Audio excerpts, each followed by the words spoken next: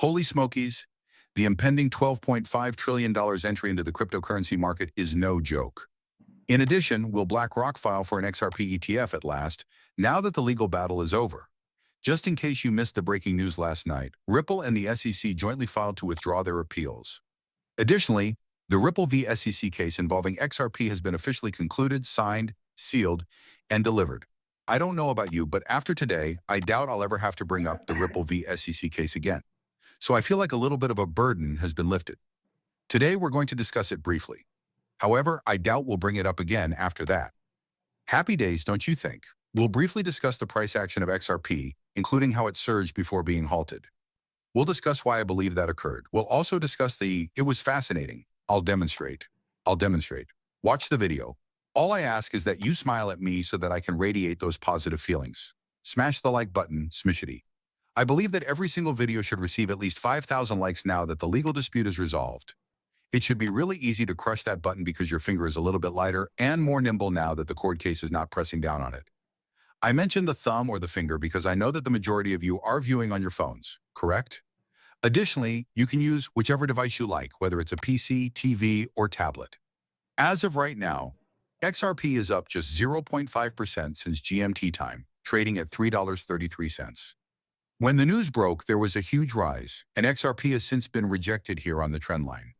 It appears that two elements are responsible for a large portion of the movement or what is occurring. I apologize, I heard a sound.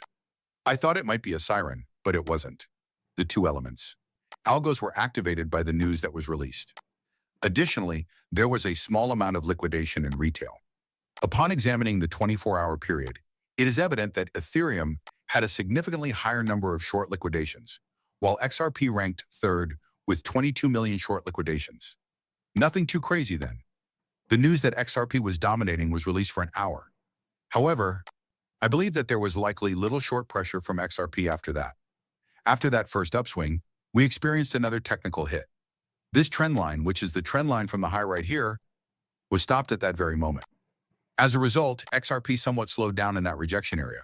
What was intriguing was that XLM was rising by 5% since GMT time and was moving similarly to XRP, where XRP somewhat slowed down. As we move into Friday, it appears like the market's enthusiasm has slowed down a little bit, and we're currently witnessing a slight pullback in Bitcoin. Ethereum is also down. As a result, the market has somewhat calmed down, and the excitement surrounding the executive order, which we will discuss in a moment, has diminished. However, there is Freaky Friday once more. With the expansion of the Bitcoin ETF option chain to 250,000, it is much more difficult due to the possibility of manipulation. Thus, that may lead to additional manipulation on Friday. We must thus keep in mind that there is a reason I refer to it as Freak It Friday. I believe that the wife and I will see the movie Freak It Friday today, as though it were Valentine's Day. Do not be concerned. Hold on. In the US, it's not Valentine's Day. Don't be upset because you didn't purchase a gift. In the summer, we have a unique experience. It's similar to Valentine's Day or something. Thus, it is today. So, we're heading out. Thus, we'll watch how the market develops. As always, I will never advise you to buy, sell, or hold because I have no idea what the market will do on a daily basis.